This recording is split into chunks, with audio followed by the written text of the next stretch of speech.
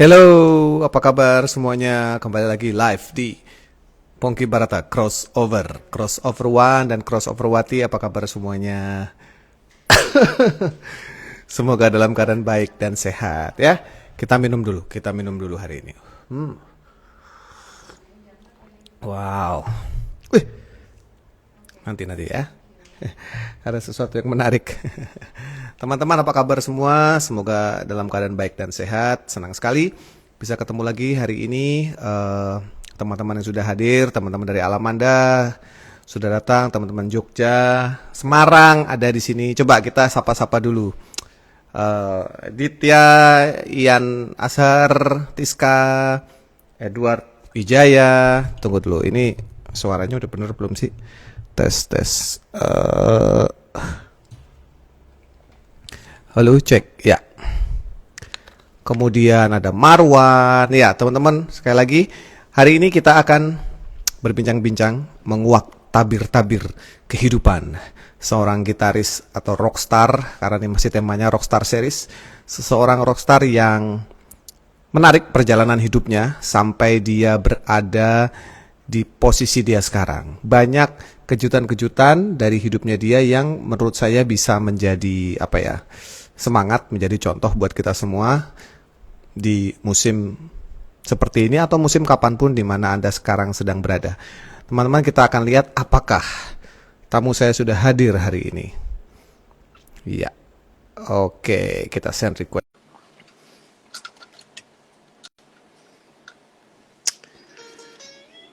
Selamat malam. Wis. Selamat malam. Genjreng terus. Genjreng. Selamat malam, Mas Cela. Selamat malam juga Mas Mas Cela Kota. Bang Kumis. Gimana kumisnya, Bang? Udah kepotong nih.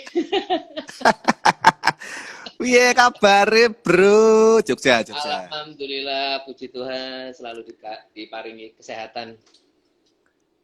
Istri, anak dalam kondisi sehat juga pasti ya. Sehat.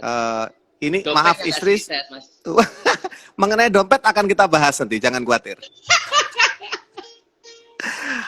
Mas Cela, istri lagi praktek atau sudah di rumah ini? Udah pulang. Prakteknya setiap siang sampai sore. Happy birthday Cela, happy birthday Cela, happy birthday dear Cela. Tos, happy birthday Cela. Terima kasih, Mas. Umur piro kue? Aku 38 sekarang. 38, astaga, masih muda sekali ya. 38. Memutuskan punya kumis umur berapa? Kira-kira 2015. Setelah nikah. Oh, setelah nikah. Nikahnya tahun? 2016. 2016. Berarti 2016 sudah 4 tahunan ini memilih punya rambut di bawah hidung ya? Iya. Sama gondrongin rambut, Mas. Gondrongin rambut. Itu adalah kemajuan ya, gondrongin rambut. Karena dulu Cela nggak pernah gondrongin rambut. Iya, betul. Oke. Kenapa dulu nggak dari dulu? Biasanya kan gini, orang kalau dalam perjalanan karir rockstarnya dia, gondrongnya di depan, belakangan nggak gondrong ya. Biasanya ini kebalik. Nah, itu kenapa tuh? Alasannya bosen ya. 8 tahunan kalau nggak salah botak aku. Terus kurang ada tantangan gitu, Mas. Beli sampo selalu expired karena nggak pernah kepake. Pakainya cuma dikit-dikit aja. Tantangan. Buat rambut yang lain mungkin. Mas Cela ini saya kenal dari zaman Dream Band. Terus terang itulah. Iya. Betul. Bisa ceritain nggak apa kenangan apa yang kamu inget zaman Dream Band? Karena gini, Dream Band ini nggak bisa dihilangkan dari peta musik Indonesia. Dream Band-nya sendiri, ya, Dream Band-nya sendiri sampai ke kotaknya sendiri itu nggak bisa dihilangkan. Jadi ini momen yang penting gitu. Apa yang Cela ingat di zaman Dream Band itu yang sampai sekarang masih jadi kenangan? Mungkin Dream Band itu salah satu ajang perbenan di saat itu ya. Sorry, ada asap. Iya, itu adalah ajang apa ya namanya? Apa ngomongnya itu ya? Band yang pertama kali di Expose TV. Iya, festival band pertama kali di Expose TV ya. Iya, Ya. dan itu di tengah-tengah maraknya pencarian bakat talent, tapi vokal. Ada Avi, ada Aide, ada apa lagi itu, tapi di tengah-tengah itu Oh, semua. benar-benar. Aku arek Avi aku. Oh iya ya. Terus. Dari situ kemudian ada Dream Band. Sebelumnya itu aku juga ikut festival Mas, sebelum ada Dream Band. Mm-mm. Sempat masuk finalis juga. Oh Cuman ya. sempat masuk finalis, tapi saya dieliminasi. Yang menang Di, Jerok. wow. Oh, produk kopi ya kalau nggak Ya, salah ya. Produk kopi. betul, betul. Ya. Oh, yang menang Jerok. Berarti Ya, jalurnya Jerok duluan. Tuh tiketnya jadi Gusti Allah perwakilan kasih Jakarta, duluan. ya, Mm-mm. perwakilan Jakarta tuh Jerok sama bandku waktu itu. Bandmu apa dulu? Dulu Patriot namanya, Patriot. Oh ya. Jadi 2003 awal. ya. Oke. Dan Jerok rilis single, kompilasi, kemudian berkarir sebagai band penuh ya. Betul. Ya. Nah, kalau kotak Ecela ini kan di kotak ini kan mungkin ya nggak tahu mungkin yang penggemar kotak sekarang belum tahu bahwa dulu vokalisnya bukan Tantri, vokalisnya adalah Pare yang menang di lomba itu ya, di Dream Band itu ya. Formasi awal tuh Formasi satu ya. formasi satu itu dari kompilasi, lalu di 2005 itu kita keluar album pertama, terus menuju ke album kedua, disitulah mulai Pergantian. ada melewati jalan berduri lagi. Ya, betul. Ya. Cela, aku ingin memberitahukan sebuah rahasia yang selama ini saya simpan rapat-rapat di dalam lubuk hatiku. Jadi, waktu pengerjaan album pertamamu itu, sebenarnya saya didekati oleh salah seorang petinggi label untuk dimintain mensuplai lagu buat kotak. Serius? Iya, karena gini, nah ini dia. Tapi tolong ini jangan dianggap sebagai sesuatu yang bagaimana-bagaimana ya, karena ini kan adalah fakta cerita sebenarnya. Betul. Mereka, para petinggi label itu, tidak menganggap atau belum menganggap tim kotak ini, band kotak ini bisa menulis lagunya sendiri. Jadi masih perlu penulis lagu dari luar. Gitu. Makanya saya diminta, dong buatin lagu buat kotak. Nah, tapi yang saya senang adalah, jawaban saya saat itu adalah, ngapain saya Pak? Itu band pasti nanti mandiri dengan sendirinya. Saya nggak perlu di situ gitu. Nah, tapi akhirnya kan berujung ke produser Pai ya, kalau nggak salah ya. Betul. Disitulah kenapa saya bersyukur bahwa memang pantasnya ke sana daripada sama saya. Enggak. Ini mungkin lebih ke bukan masalah pantas nggak pantas sih, mungkin apa ya? Chemistry-nya kali ya, chemistry-nya. Iya. Chemistry.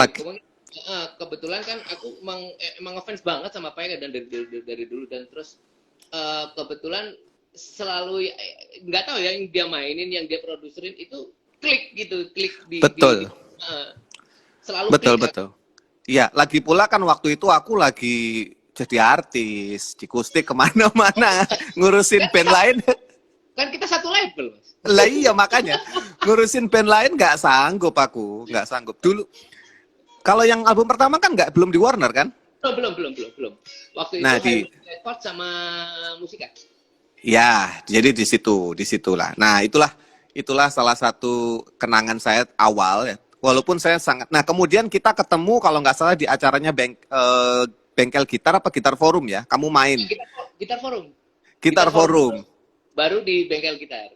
Nah, jadi waktu kamu main, Sel, saya dan teman-teman nih kanan kiri ini ceritanya, kamu kan ceritanya sudah tampil sebagai pembawaanmu sudah rocker sebenarnya.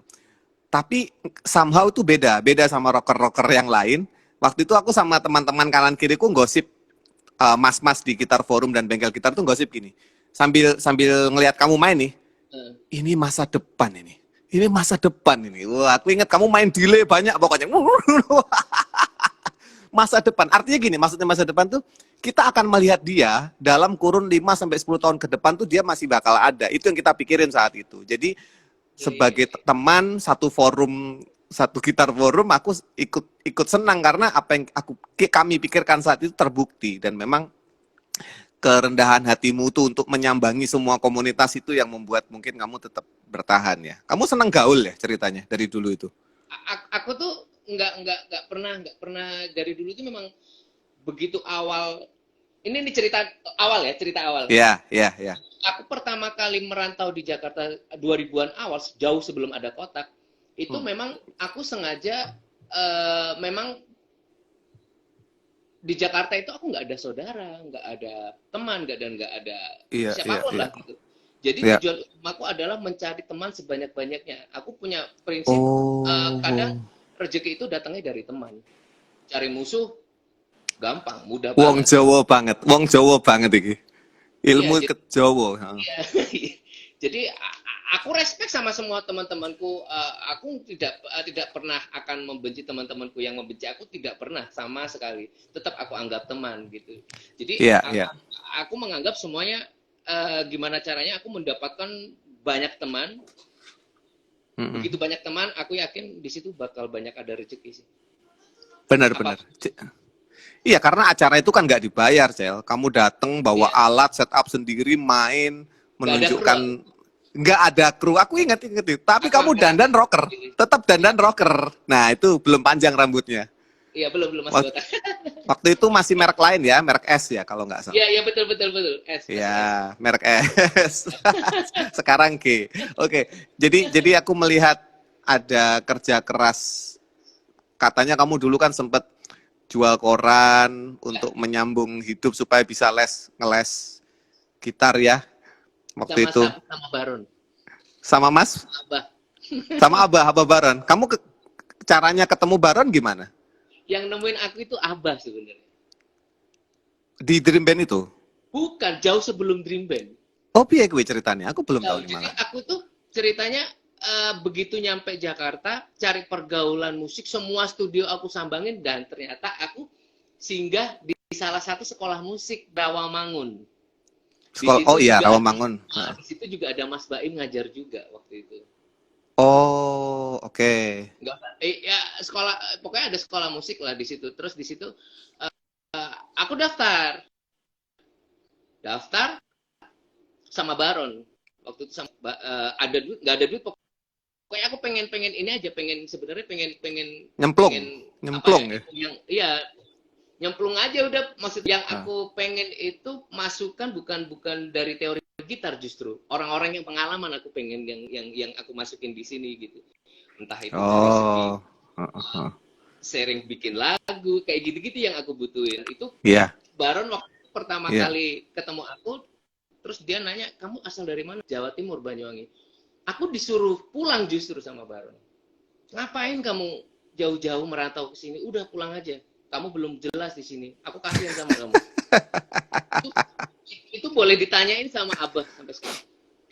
Nah, jalan seiring waktu, aku nggak bisa bayar sekolahnya. Jadi aku sempat bantu sebar-sebar brosurnya sekolah musik itu. Jual koran di Rawamangun, ngamen jurusan Rawamangun ke Blok M. Di bis ya? Iya, di bis. Jadi singgahnya ya di sekolah musik itu gitu. Jadi aku dapat ilmunya dari anak-anak yang habis dari les. Ilmunya apa aja sih, bukan ya kayak gitu-gitu. Tapi tetap nggak masuk kalau karena nggak ngerti teori. Itu berarti tembak langsung dari Banyuwangi ya? Iya, betul.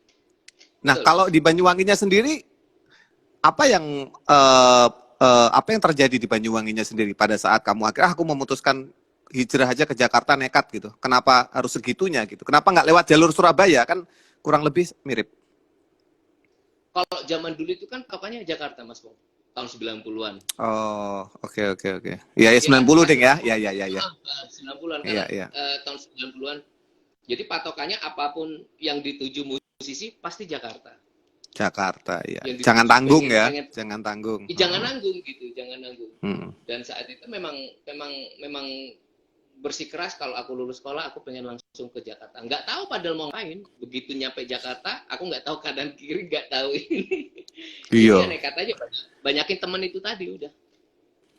Iya, jadi ini pelajaran yang bisa diambil sama teman-teman gitaris yang memang mau serius mengembangkan karir, bukan cuman sekedar main musik. Jadi main musik itu kita semua main musik, tapi yang pengen punya karir itu memang harus berada di lingkungan yang tepat ya. Kurang lebih gitu Betul, message-nya ya. betul, betul, betul, betul, Mas. Kadang apa yang Kolamnya kita harus benar. dapatkan, kadang kita selama menjalani di kotaku Banyuwangi, justru aku mendapatkan pelajaran itu di jalanan di Jakarta itu. Banyak mendapatkan Hmm, itu, apapun itu. Ketemu iya, iya. pengamen, pengamen ini ternyata punya punya imajinasi tinggi ya kalau bikin lirik kayak gitu. Jadi di jalanan akhirnya Hmm, hmm, aku hmm, hmm. serap, aku serap, Nih, aku serap, aku serap gitu. yang nyemplungin ke Dream Band siapa? Kayak saya rasa itu titik tolakmu itu, yang menyemplungkan ke Dream Band. Ya, 4 tahun kemudian, 3 tahun kemudian aku ikut festival yang tadi Jerok menang itu kan, Hmm, hmm, hmm. produknya kopi. Lalu ada Dream Band. Kebetulan aku itu kan jaga studio ceritanya di Rawamangun, Oh dan iya, aku punya band jaga studio juga, juga. jaga studio juga.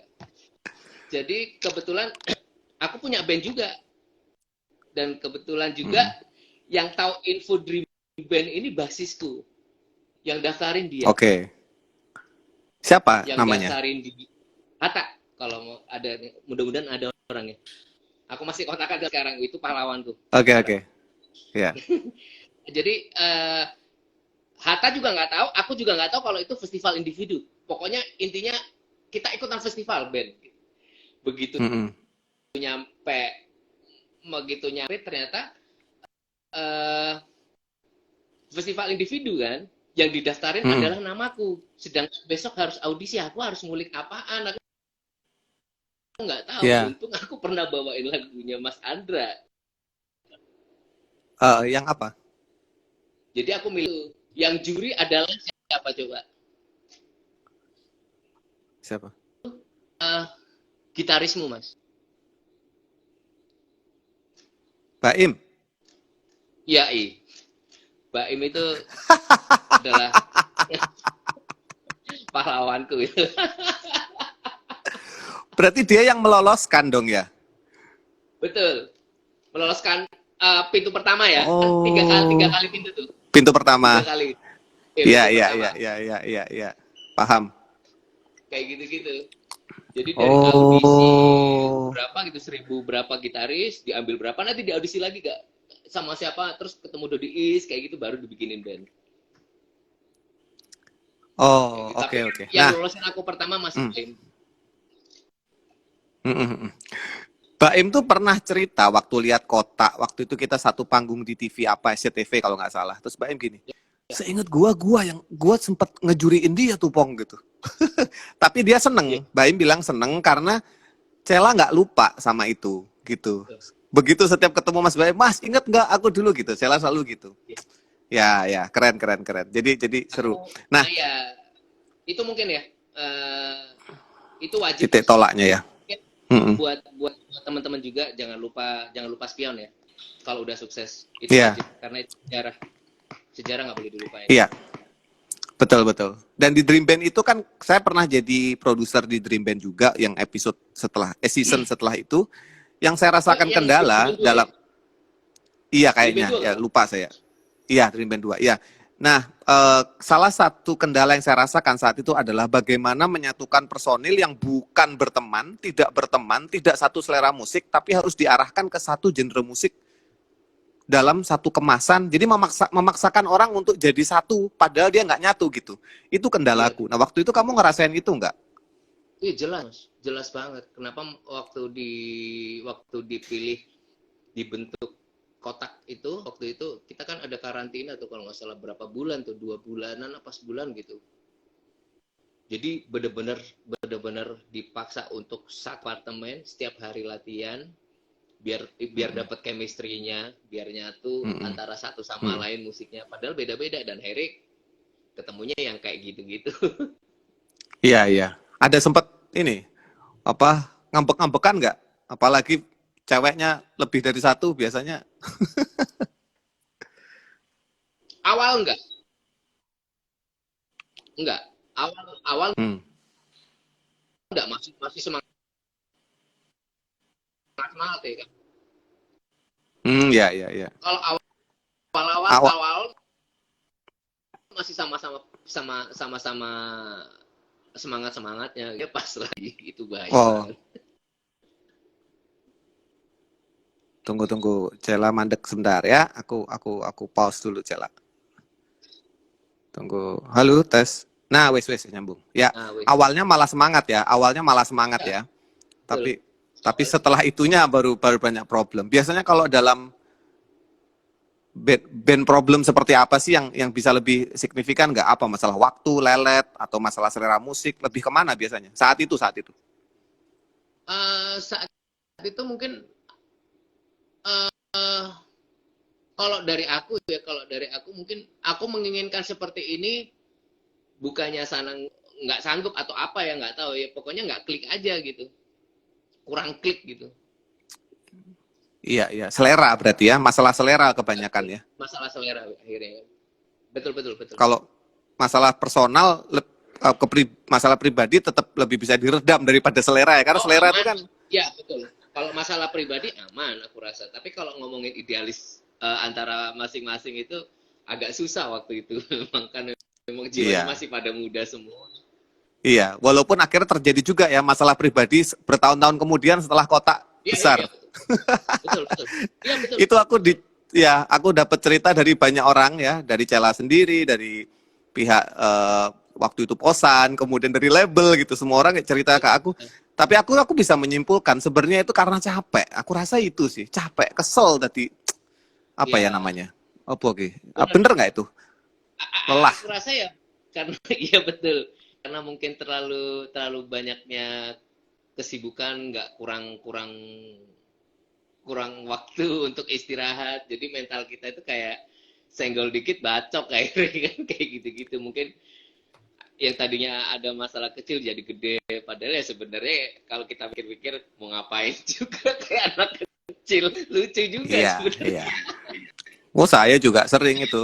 Cuman masalah soundcheck, cuman masalah soundcheck nyanyi satu lagu atau setengah lagu aja bisa masalah gitu.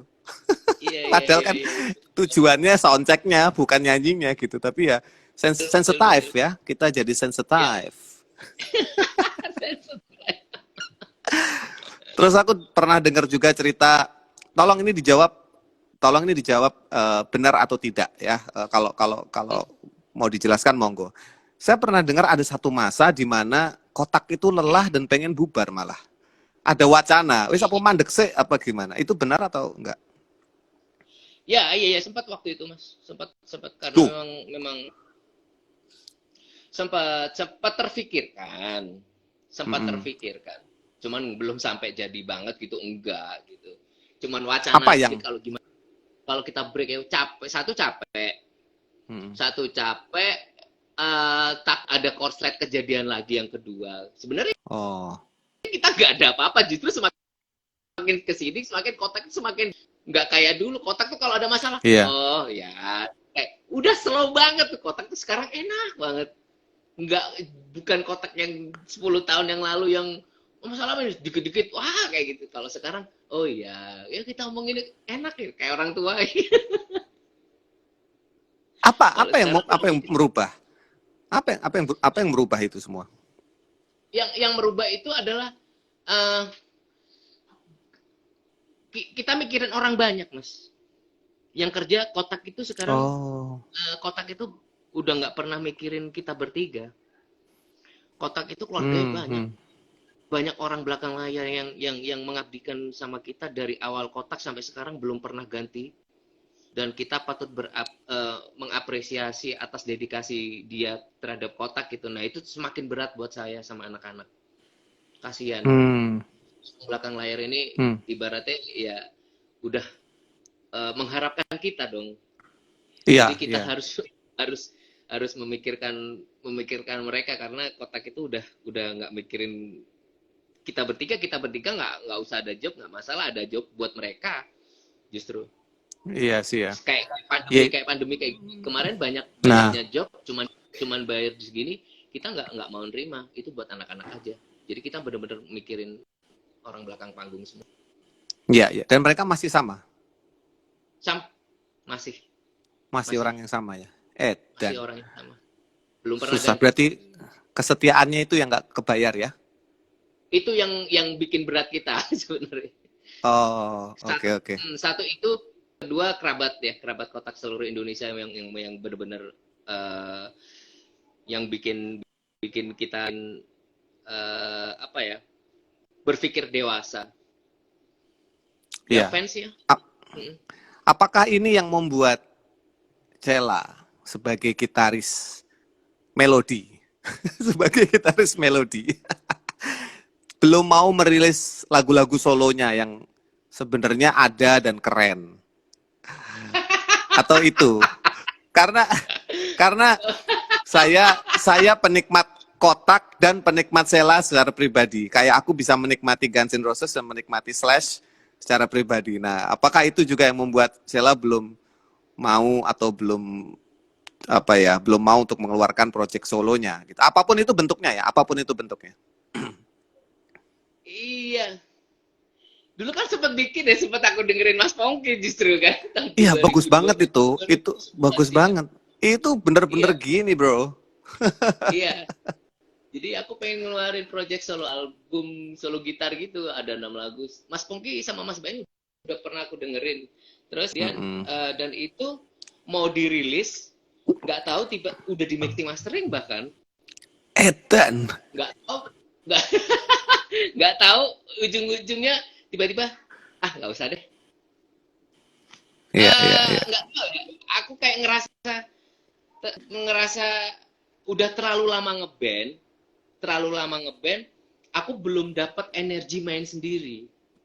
Iya, Aku butuh ada iya. teman-teman di atas panggung. Aku udah bayangnya udah jauh. Aduh, kalau aku main di panggung gimana ya? Nggak ada cua, nggak ada tantri. Wah, Nah, aku belum bisa, belum dapat energinya itu gitu. Akhirnya aku cancel semuanya. Jadi aku belum dapat energi main sendirian.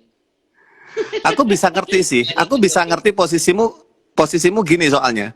Itu yang terjadi dengan saya dan Dance Company ya. Salah satunya Iya, adalah ikatan antara bonding antara vokalis antar member itu. Kayak kamu punya vokalis kayak Tantri, itu kan satu di antara sejuta itu suara kayak betul, dia betul, ya. betul, betul, betul. Kemudian apa karakternya juga dan Cua kan lucu gitu, apa Iya, iya, iya, gemesin gitu. Kalau kalau main bassnya di iya, panggung iya, tuh beda sama pemain bass yang apa ya fokus di skill, dia enggak, dia di rhythm gitu loh. Nah, iya, iya. itu nyaman sih, memang nyaman sih. Nah, kalau kalau aku dapat teman kayak ngeband kayak Mas Baim, Mas Nugi, Mas Aryo, itu juga beda rasanya gitu. Jadi ketika aku sendiri itu bingung aku, loh, gimana gitu.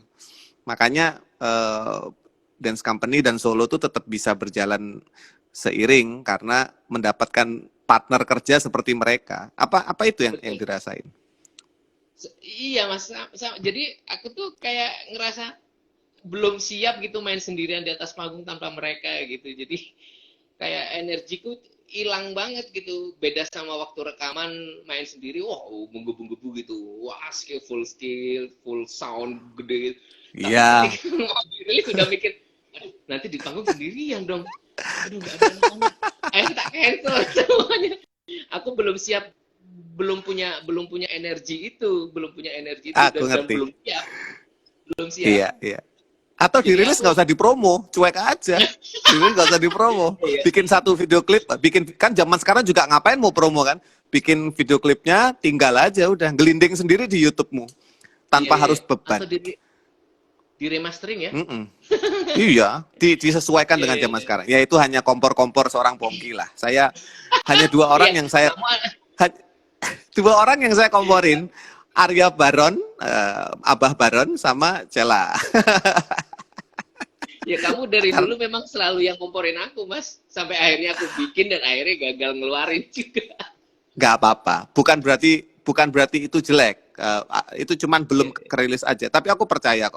Karena gini, semua gitaris yang aku idolakan, hampir semua, selalu punya karya solonya dia. iya, Selalu. iya, iya. Nggak tahu ya, siapa, bahkan gitarisnya Smashing Pumpkins ya, namanya James Iha, apa Iha bacanya, James Iha.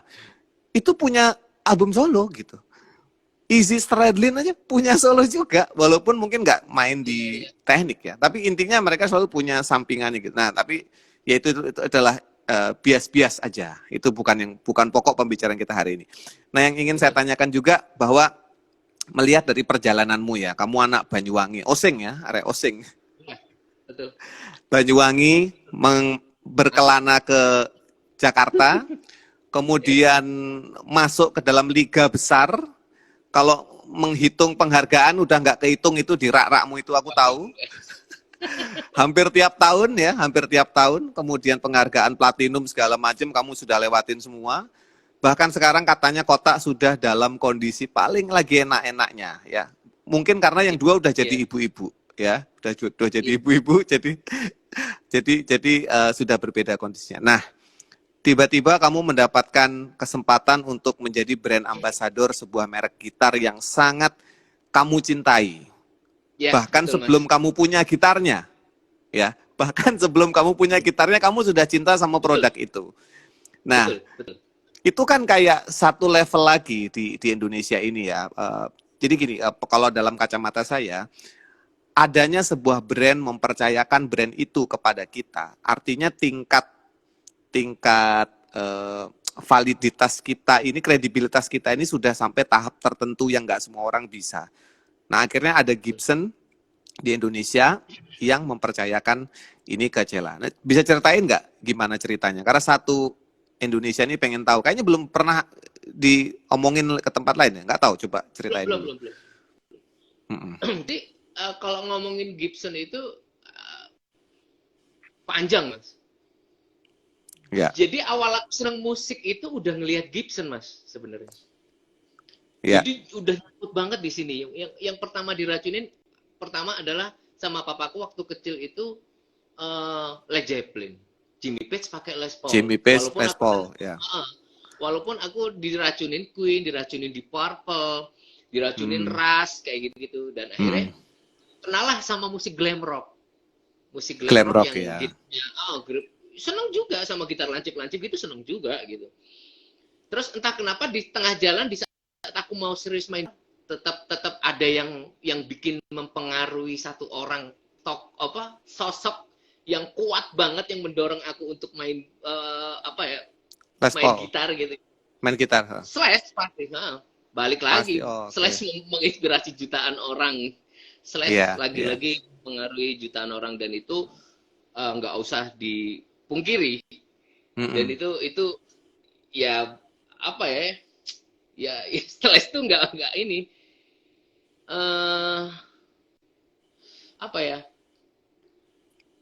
karismanya aku padahal jarang ngulik lagunya JNR, jarang ini, tapi sosok karismanya Slash-nya Slash-nya di atas panggung megang Les Paul, wow. Seorang anak kecil gambarnya di tembok pakai rambut keriting, pakai topi sulap, orang tahu itu Slash, nggak usah itu Slash ya. Saking gede karismanya seperti itu, dan itu yang aku ambil energinya yang aku ambil. Untuk mainin skill aku banyak banget mempelajarin semua glam rock, aku pelajarin semua dari Winger, dari Motley Crue, dari dan segala 80s, macam 90s semua. Berarti 80s, 90s ya. Gitu. Bahkan sampai Eddie Van Halen justru aku yang lebih banyak menginspirasi aku sebenarnya kalau dari segi permainan, mainnya ya, dari sound kayak gitu-gitu. Tapi tidak bisa lenceng ke sosoknya Slash karena Les Paul itu tadi. Gimana caranya ya aku bawain musik agak sedikit energik tapi Les Paul gitu, kayak gitu-gitu di benakku tuh Les Paul. Tapi musiknya energik kayak gitu-gitu akhirnya. Dimana ada titik dimana Kotak dikasih rezeki kan waktu itu, dikasih kesempatan lah dikontrak sama brand S itu tadi kan, sektor lah di pertama sektor. Iya. Walaupun di tengah-tengah sektor itu aku udah ngimpi banget punya Gibson, Mas. Nabung. Makanya yang dipilih modelnya ya itu. Iya.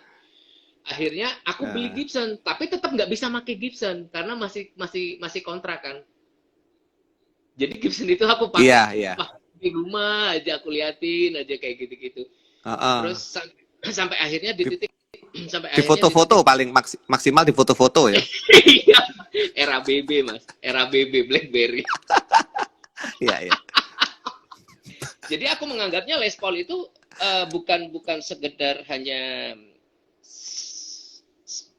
benda, ada senar, bukan sebatas itu aja. Menurut aku Gibson itu sebuah legacy buat aku gitu. Legacy Gibson ini mempunyai sejarah panjang yang yang menelurkan sejarah-sejarah musik dunia. Dan Iya.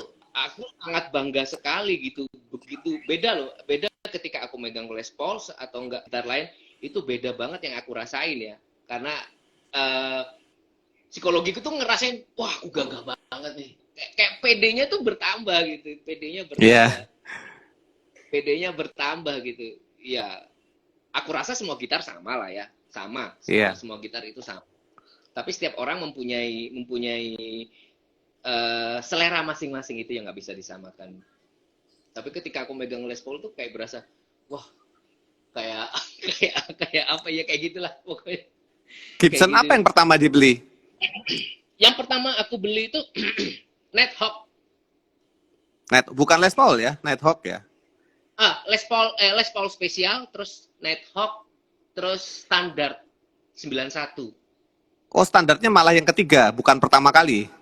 Belum mampu waktu itu, Mas. Oh, oke. Akhirnya Belum punya yang mampu. standar. Akhirnya punya standar, kan pengen banget punya standar tuh. Pengen banget punya standar. Ada rezeki ini nabung dan Ya. ya kayak gitu, nabung aku beli. Terus kebetulan dari begitu mengenal Gibson, aku banyak ngobrol sama teman-teman yang sudah berpengalaman pakai Gibson gitu. Terus belajar buku, waktu itu masih era internet, belum kayak sekarang gitu kan, masih ke warnet gitu. Ke warnet ya. Terus ada teman punya bukunya sejarahnya Gibson, itu semakin aku tambah pengen lagi, semakin tahu ternyata itu membahayakan ternyata. Iya. Ya, memang. Malah, ternyata semakin kita ngulik semakin bahaya. Kita pengen banget yang punya yang tahun-tahun tua kayak gitu-gitu. Iya, kena racunnya itu dah. Kena racunnya akhirnya ya aku sampai sekarang udah nggak bisa ke lain hati lagi udah. Cerita dong yang nemu Gibson dari kandang ayam itu. Oh iya. Itu legend itu. Itu iya. Gibsonnya legend, kandang ayamnya juga legend itu.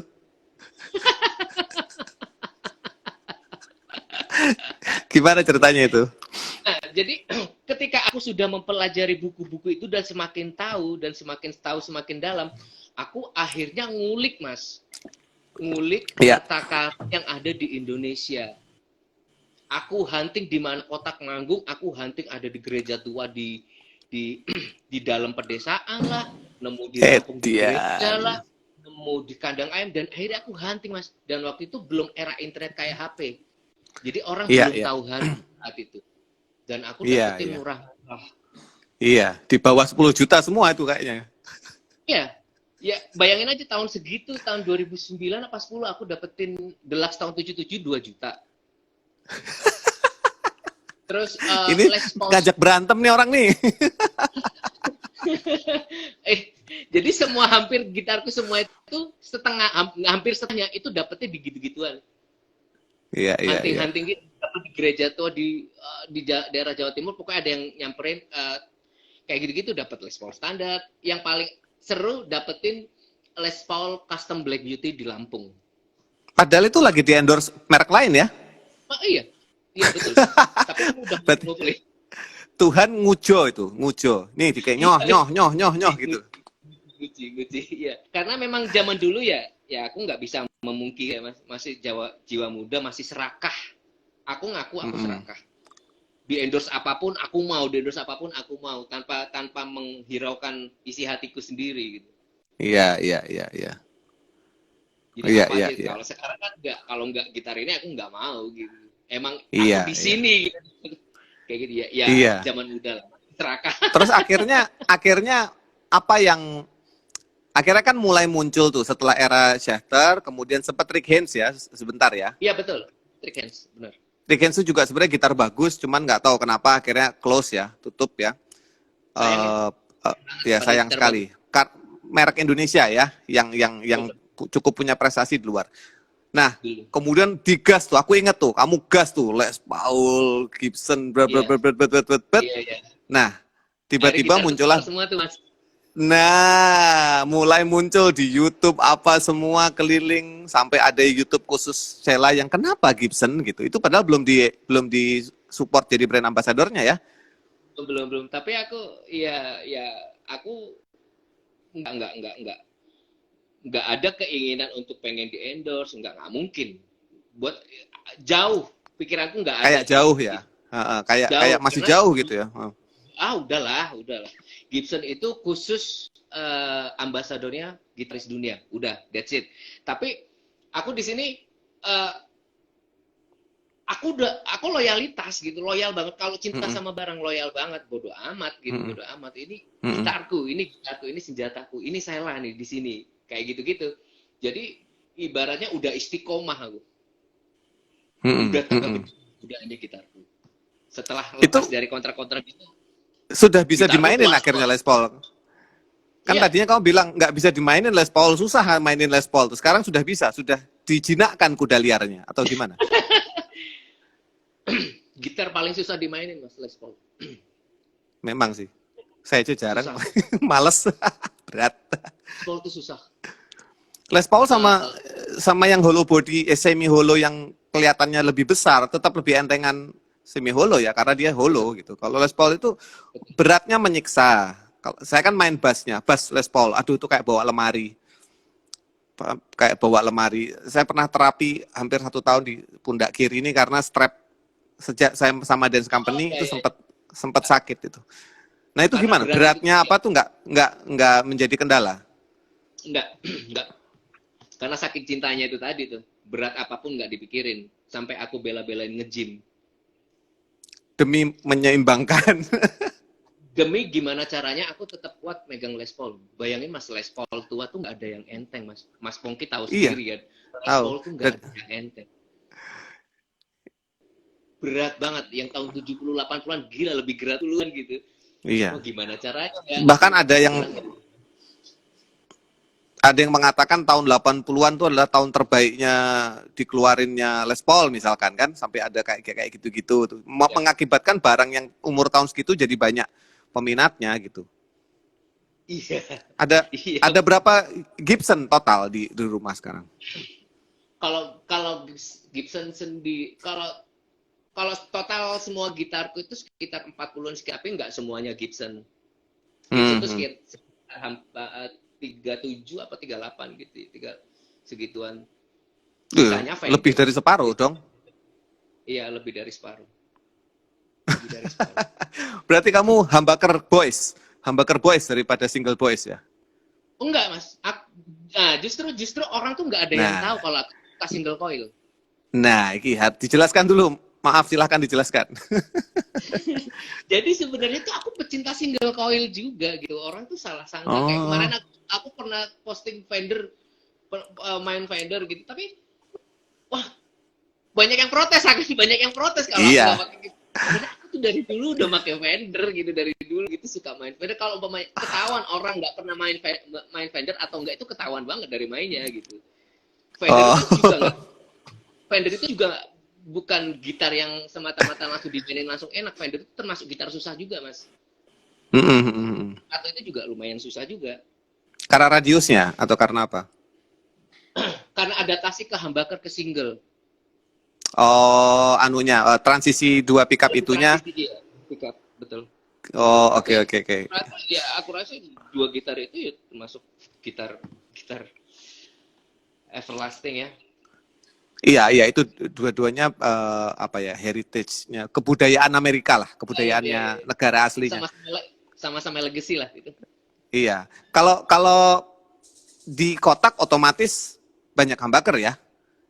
Betul, banyak humbucker. Nah, penggunaan singlenya di mana kalau di kotak? Kalau pas apa tuh?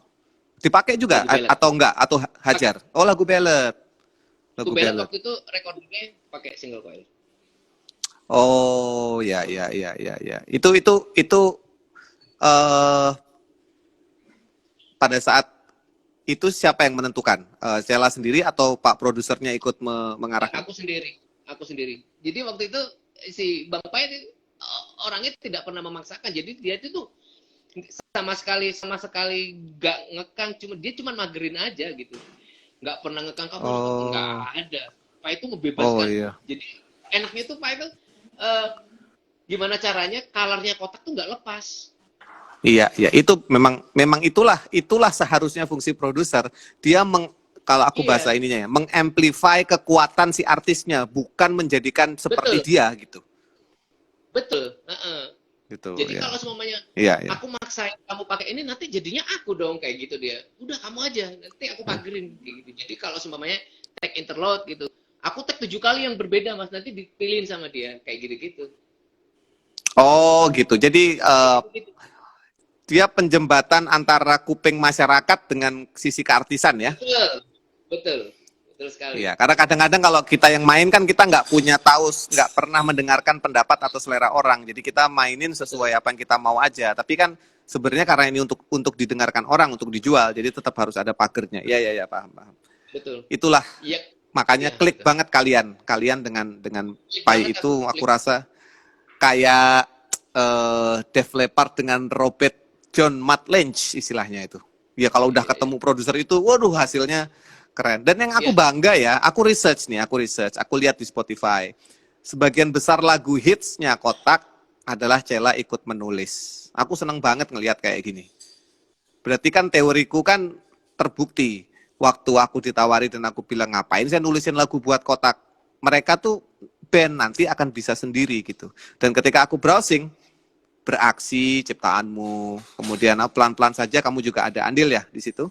iya ada Pelan-pelan anak-anak juga saja juga. Anak-anak masih juga ya. ya bareng. Artinya kamu tumbuh juga sebagai songwriter. Iya berkontribusi juga. Iya, itulah yang aku pengen angkat juga. Nah, karena kadang gini, sebagai gitaris ada satu sisi kita fokus di teknik, tapi ketika ini menjadi makanan untuk masyarakat, kita lupa sisi songwriting-nya ini loh. Nah, Sheila cukup menggali nggak sisi menulis lagunya nih? Iya, iya. Justru aku nggak mikirin skill. Aku Kalau justru bikin lagu, aku selalu mikirin bikin lagu sama aransemen, udah melupakan skill dan segala macam gitu. melupakan skill itu Jadi maksudnya apa? Maksudnya gimana? melajarin skill yang sekarang gitu, yang udah nggak pernah gitu. Dari pertama kali ada kotak aku nggak pernah ngulik-ngulik. Zaman dulu kan ada video siapa gitu, itu nggak pernah sama Ya, sekali, sama sekali tidak pernah. hmm, Jadi aku cukup ya, cukup ya, cukup cukup tumbuh di festivalan rock era tahun 90-an, aku era SMP SMA, era kaset. Setelah itu aku belajar lebih lebih luas lagi. iya. Ada yang Eh, lucu nih, Cel. Ada yang lucu. Kamu besar di era festival, ya toh? Berarti toh. Festival tuh adalah tempatmu unjuk diri. Jadi kamu banyak ikut festival. betul. Dan puncaknya di Dream Band itu. Sekarang kamu sadar nggak? Lagumu itu beraksi itu dipakai di semua festival. Iya kadang sih, aku kadang dapat teks sama orang-orang sih. Gila kan? Iya, iya, iya, iya. Dipakai di semua festival. Gimana rasanya itu? Kayak dan itu ciptaanmu Wah, gitu. iya. Sebelum ketemu nggak tahu ya, nggak tahu gimana tuh itu. Beraksi itu gimana lagunya? Beraksi itu aku nyiptain itu di era mau garap album kedua, Mas. Jadi Beraksi itu aku ciptain 2005. Begitu mau Mm-mm. garap album kedua, vokalisku hengkang.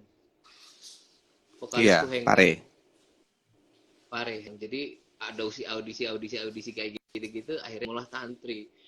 Ketika Mm-mm. Beraksi ini diisi tantri, wow, energinya kok tambah apa ya? Padahal itu waktu itu masih demo, belum punya home studio, belum punya, belum era Iya, itu, belum ya.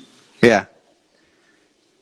Terus dan Beraksi itu aku bikin gara-gara eh, terinspirasi sama salah satu DJ. Oh, DJ malah. Ya, DJ. Aku tuh nggak pernah dengerin lagu rock loh, Mas. Sama sekali. Oh, Sama sekali. Aku kalau bikin kenapa? lagu buat kotak, kalau aku rock, terus aku nyiptain kayak gitu, terjadi kayak gitu nanti, Mas. Aku mending Hmm, bikinin hmm, lagu, mending aku dengerin lagu R&B, baru aku rockin itu hmm. menghasilkan sesuatu yang berbeda justru. Oh, mikirnya gitu. Boleh juga nih. Oke, oke, oke. Aku dulu bikin beraksi itu gara-gara dengerin lagunya Tiesto, DJ Tiesto. Tiesto. Yes. Bisa nyampe ke Beraksi gimana ceritanya tuh anunya? Switch-nya. Waktu itu lagi era-era MTV, Mas. Ingat banget aku. MTV Oh. pas mau sahur gitu kan, dengerin MTV kok ada suara ada DJ gitu lah pokoknya. Terus ada suara suara itu, Mas. Kayak gitu itu aku ambil, Mas. Aku Ah, ah, ah. lebar, Ah. aku lebarin pakai beats-nya dance, pakai itu tapi aku modif ya, maksudnya nggak aku jiplak banget gitu, nggak, gimana Iya, caranya iya. lagu Mm-mm. beat disco ini dirockin gitu, gimana caranya gitu. Iya, iya, iya. Ya udah aku Nyari modif di goyangnya situ. itu ya mungkin ya. Nyari groove-nya Iya, itu ya. betul. Iya, groove-nya bener, Hmm. kayak Iya, gitu-gitu. iya, iya. Oh, dari situ. Pantes memang itu lagu ibaratnya gini ya, anthemnya Kotak ya. Kalau Ya, lagu ballad sukses itu biasa. Kalau menurut aku, selama lagunya tentang cinta, kemudian soundnya bagus, penyanyinya enak, itu sukses tuh wajar. Tapi bikin lagu rock sukses, itu nggak banyak band yang bisa memang. Ya, makanya band rock itu cenderung punya umur lebih panjang karena biasanya dia punya lagu-lagu yang up tempo, yang anthemic gitu, yang kalau dimainin di stadion itu 500 ataupun 5.000 orang itu semua nyanyinya bisa kayak berjamaah gitu, sama-sama gitu. Nah, Beraksi itu masuk masuk ke kategori itu kalau menurut saya. Dapat penghargaan banyak ya dari album itu. ya waktu itu ya, waktu ya pokoknya tahu nggak Mas, aku bikin lirik beraksi itu gimana? Gimana? Aku bikinnya di UII Jakal Atas, Oh ya, oh Jogja. Jalan Kaliurang, Waktu, Jogja. ya, waktu itu Kotak main di situ, di acaranya itu Mm-mm. masih masih acara inaugurasi kayak gitu. Dan itu rame Mm. banget Mas, waktu masih eranya vokalis Pareo karena masih Iya. rame-ramenya album pertama kan. Jadi aku tuh Mm. rame-ramenya album pertama, aku udah bikin lagu untuk nextnya kayak gitu-gitu. Habis Mm. itu Mm. kok aku kayak kayak terpancing ya, penonton tuh manggil-manggilin Kotak, manggil-manggilin Kotak, manggil-manggilin Kotak. Secara Kotak barusan ngeluarin album secara masih hangat, baru menang, jadi masih hype waktu itu. Hype ya, Jadi ya. aku bikin lagunya di belakang panggung itu. Kan itu tentang anthem, tentang penonton. Oh, Suatu saat aku bikin lagu iya, buat kalian kayak tentang gitu. mereka, tentang mereka. Iya, Makanya itu anthemic sekali karena tentang penonton yang selalu ada di konsernya Kotak ya. iya betul. Tadi sorry agak kelewat tadi. Setelah akhirnya kamu sangat mencintai Gibson sampai akhirnya belanja Gibson di pelosok-pelosok, sampai akhirnya ketemu oleh yang memberikan mandat sebagai brand ambassador ini gimana tadi? Nah, ini seru nih Mas, kalau diceritain. Uh-uh. Jadi aku nggak tahu ya, nggak tahu di selama ini kan banyak banget gitu. Ya kita kan jual sama pergitaran kan, Iya, banyak iya. banget yang jual Gibson kan.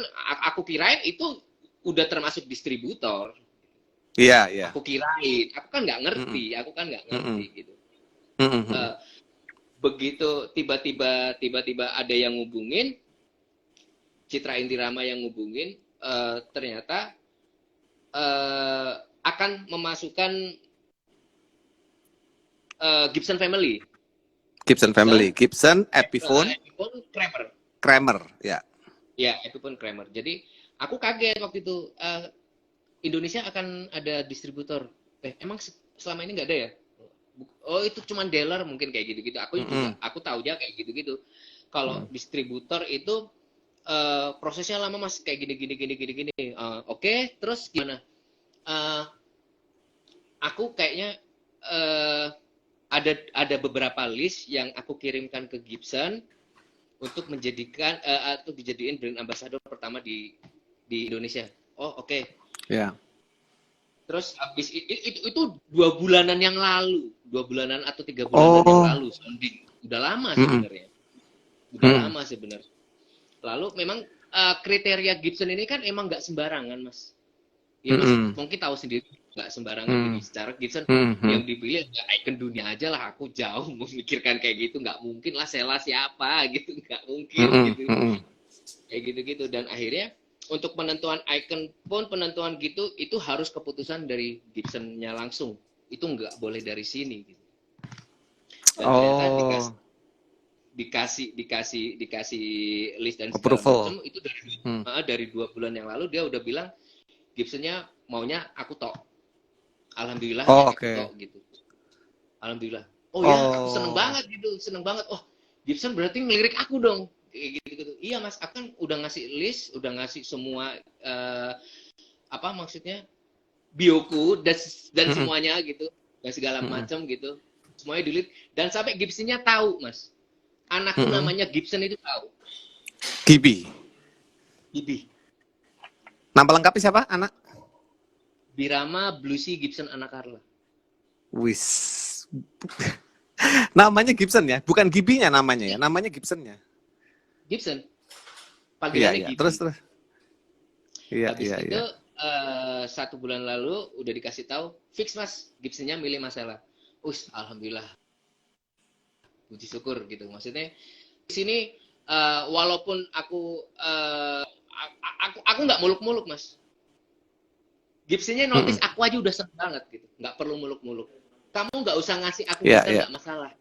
Kamu udah tahu aku udah seneng Mm-mm. banget gitu. Udah seneng banget. Mm-mm. Terima Mm-mm. kasih banyak. Karena ini bentuk Mm. apa ya, bentuk loyalitasku gitu dan segala macam. Aku memang cinta banget. Di endorse nggak pengaruh buat aku.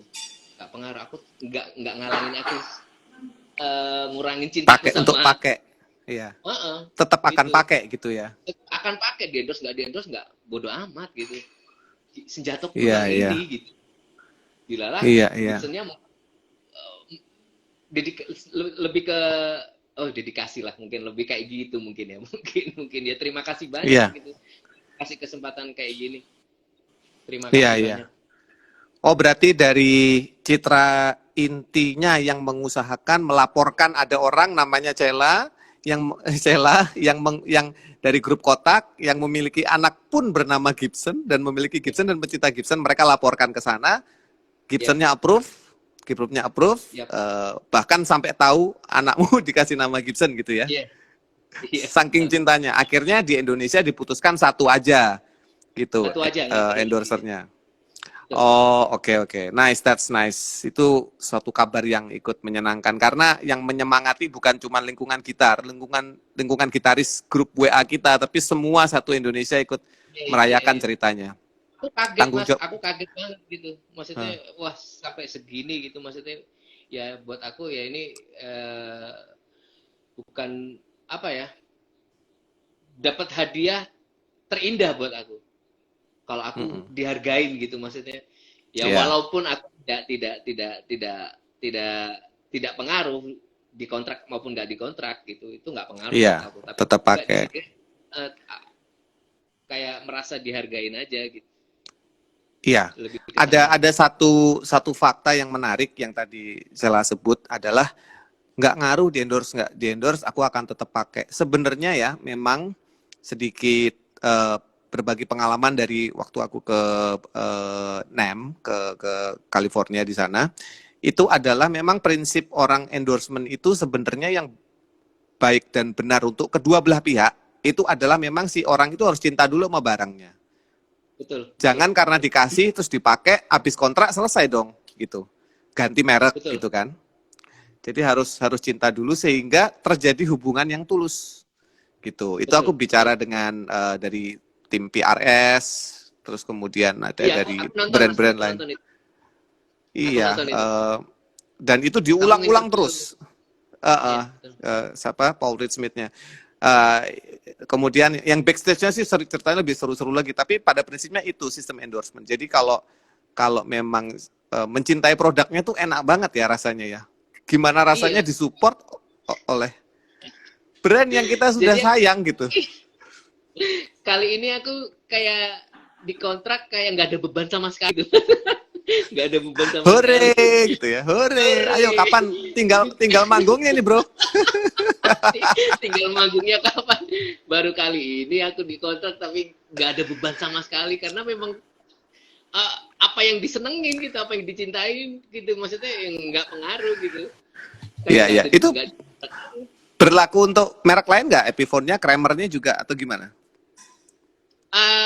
Kalau ini sih mungkin aku diperbolehkan sih di tiga tiga Brand tiga itu. family itu, tiga Mm-mm. brand itu diperbolehkan. Tapi aku lebih lebih lebih lebih lebih apa ya? Lebih menjadi icon Gibson-nya untuk menjadi kuat di Indonesianya. Kemarin Indonesia, aku ya. baca itunya sih kayak gitu. Pengennya Gibson Harga tuh seperti manggungnya, itu. harga manggungnya kota naik dong ini. Gibson bukan gitar murah. Yang murah ada, tapi Gibson bukan gitar murah itu. Bilang Aldi manajernya, di mulai sekarang naik Oh, dia 100 juta dia ya. nonton tuh. Dia nonton tuh Mas. Iya, Dia iya, nonton ada tuh, ya ngomong dia. aja Mas. Ada dia. Iya, betul. Kata si Aldi gini nanti, jangankan naik, manggung aja dulu. Aku juga melihat ya, tapi ini akan aneh. Nanti kamu bisa bilang sama orang Gibsonnya, bro gitu, pakai bahasa Inggris ya, bro, my guitars is on the sawah loh bro. Ini tidak ada di dunia. Gibson ini ditaruh di tengah sawah gitu. Ya opo kok punya rumah di tengah sawah itu? Itu prestasi. Karena kamu supposedly a rockstar ya. Rockstar tidak tinggal di tengah sawah. Rockstar tuh tinggalnya di mansion, kastil. Nah, ini malah di tengah sawah. Ini rockstar seperti apa ini? Ex rockstar Deso Mas. Loh, memang rockstar kok. Nah, masalah deso atau enggaknya itu kan Enggak lah tergantung Mas. pengertian. Kenapa kok memilih Beda. tengah sawah? Kamu kan punya rumah yang enggak di tengah sawah. Iya, tapi aku kok eh nggak tahu sih. Emang dari dulu tuh bercita-cita pengen menyendiri kan. Pengen Hmm, jauh dari hingar-bingar. Hingar-bingar kota besar itu ternyata eh, nggak klik buat aku. Karena memang aku aslinya orang kampung, pengen vibe ya. kampung, pengen Hmm, ambience kampung. Karena ketika hmm. aku selama 17 tahun di Jakarta, apa yang aku dapetin tidak pernah dapat sama sekali. Oh Amat ya, sangat tidak wah, pengakuan yang berat ini bro. pernah. Ketika aku pindah di sini, aku semakin menjadi orang Jawa seutuhnya, Mas. Hmm, hmm, hmm, hmm, hmm. Contohnya satu, Hmm. tegur sapa, Mas. Sugeng Sugeng dalu Mas Cela gitu ya. Halo Mas Pripun gitu. Sekedar itu Tegur doang. sapa, gitu-gitu. Pagi-pagi bangun, ngopi bareng di gubuk sama Pak Tani. Wah, itu aku banget. Itu aku banget. Oh, keren. Itu siapa yang ngajarin? Orang tuamu punya value seperti itu waktu kamu kecil? Iya, pasti. Orang tua aku. Orang Ya, tua ya. Orang tua masih di Banyuwangi. masih, Mas, masih. Oh, ya. Wah, berarti nanti itu ngomong-ngomong juga salah satu temanmu juga udah konsultasi ke saya tuh gimana kalau misalnya ke Bali. Wah, ini bene beda Kayak, pulau repot. eh, kayaknya, Saya bilang kayaknya, loh, "Hah? kayaknya udah bilang masih betah di sana. Gitu. Aku aja gak betah. Sampai sekarang saya masih takjub. Bukan dari segi itunya. Kalau saya dari teman-teman dance company saya masih takjub bahwa mereka sangat ikhlas dan mensupport saya tinggal di luar pulau ya, bahkan bukan beda kota, beda pulau Iya, iya, iya. gitu. Dan tingkat pemakluman untuk tinggi itu memang hanya di level-level tertentu kok. Terus terang aja nggak semua Betul, band Mas. bisa Betul, sampai ke level betul, itu loh. Ya, betul. ini Betul, Mas. bukan Betul, sekedar betul. kerja lagi sudah gitu loh. Jadi aku bisa ngerti tadi saya bilang nyaman, enak banget sekarang kota ini gitu. Ya, waduh, Iya, betul, gila betul. ini Betul. pelajaran yang apa mahal sekali. Oh, enggak. Kerendahan hati itu mahal loh sekarang. Zaman sekarang ini susah karena zamannya gas-gasan. Kebetulan Waduh. kita suka gitar, kita ngegasnya di gitar doang, selebihnya sih nggak ada. Mau ngegas apa? Mau ngegas apa? Aku enak kayak gini aja, Mas. Nggak mau ngegas aja takut udahlah. Lah kalau naik motor Enak ya kayak harus ngegas dong. Kalau anak motor ngegas, kalau nggak digas. Terus itu Gibsonmu tuh jadi berarti enak di sekian sini puluh itu tuh kapan? itu, Mas. Heeh. Gimana? Jadi kalau deket sama Mas Eros, terus sama anak-anak Sukamti, gitu. Jadi kalau kumpul-kumpul tuh enak banget gitu. Jadi serang serawungnya anak-anak Jogja itu yang membuat aku semakin betah di sini tuh. Wah gila ini loyalitas saling supportnya tuh gila Jogja ya. Jogja membuat aku semakin Iya, ini. Wow, Jogja. Wah gila. iya. Memang. Kalau Supportnya. kalau ditanya rumahku di mana, aku akan selalu bilang Jogja juga. Hanya saja aku tidak tinggal di sana. Tapi Mm-mm. rumah dan apa ya? Padahal masa kecilku bukan Jogja loh. Masa kecilku tuh keliling-keliling. Tapi kalau ditanya rumahku mana Jogja, karena itu kayak gitu-gitunya itu yang bikin bikin inget lah ya, bikin kangen.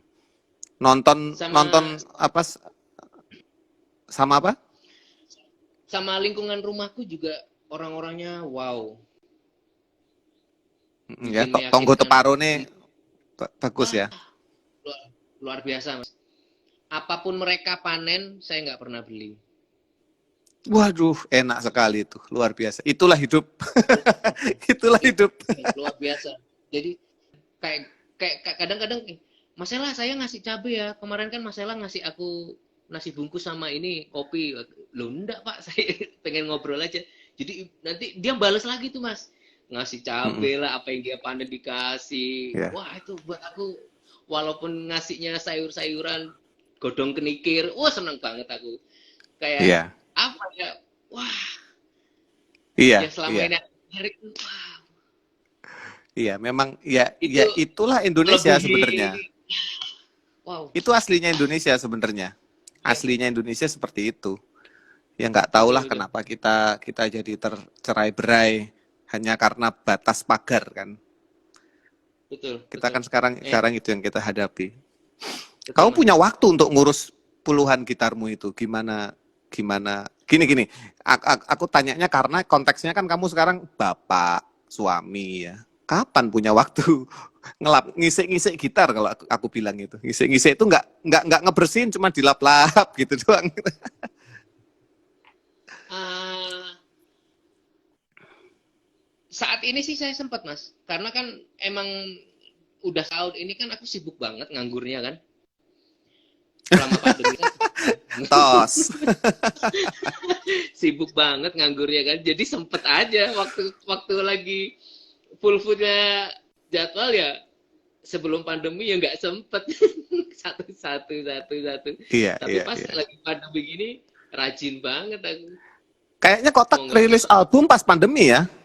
Terakhir Betul, itu. betul, Apa betul. judulnya? Sel? Identitas. Ah, Identitas. Ya apa Ya. nasibnya akhirnya? Sama kayak aku juga Pas, sih, rilis album pas pandemi. iya pas pandemi. Digitalnya jalan terus. Oh, good lah, good. Ya, memang harus Tapi digas di kalau situ ya. iya sekarang kan era digital, dan kan Mm-mm. Kotak itu kan band-band ibarat ibarat band analog lari ke digital kan Analog, perlu ya, off adaptasi. air. Ya, Iya, jadi berhubung berhubung pandemi seperti ini tidak ada panggung ya jadinya ya kita mau nggak mau harus beradaptasi dengan digital mau nggak mau. ya. Ya itulah teman-teman ya. Seberapapun ngetopnya kamu di Indonesia sekarang ini, eh, kita harus menaruh diri kita pada posisi yang pas, pada porsi yang pas, karena pandemi ini tanpa kecuali menyerang semua orang, sehingga Iya, yang biasanya 100 kali dalam satu hari manggung ya cukup harus berdiam, harus humble lah, humble ourselves. iya. Jadi ya Di mana ya kan? eh, sibuk nganggurnya ini selama pandemi ya orang-orang kayak kita gini Mas, Bung, yang Mm-mm. eh, dampaknya lebih ya karena kita memang orang Iya, panggung. orang Tapi panggung. yang Iya, tapi masalah aku ikhlas kok. iya, betul. Itu yang susah juga, harus ikhlas. Setelah ikhlas baru akan bisa mikir mau ngapain gitu kan. Betul, betul, Iya. Sukses lah buat album Identitasnya, amin, dan amin. selalu Dan kan ini mulai ya, udah mm, mulai garap album lagi loh Mas. nah, memang harus begitu. Mau ngapain lagi coba? Nggak ada pilihan kita. Iya karena nganggur ini tadi nih. Iya, Kemarin-kemarin aja udah 3 tahun nggak ngeluarin album males. Giliran kayak gini mau semangat banget. satu-satunya yang menyatukan kita ya kayak kayak gitu, hal-hal sepele kayak gitu sih kadang-kadang. Ya, ya, ya, Ya ya, memang ya, ya. kadang harus dihantam dulu baru sadar kali ya. Betul, betul, Harus betul, betul. dihantam dulu baru sadar. Terus apa nih planningmu buat Gibson ke depan? Apa punya mau dikontenin kah? Karena kamu juga lumayan konteners, konteners. Saya mau bilang YouTubers tuh kamu juga bukan YouTubers, wong nggak hidup Bukan, dari situ. saya bukan Makanya konten kreator. Saya bukan bukan konten kreator konteners, gitu. konteners. Mau diapain? Mau Jadi Gibsonnya mau diapain promonya? enggak diapa-apain sih. Jadi dia butuh ikonku aja. Jadi apa ya? Oh,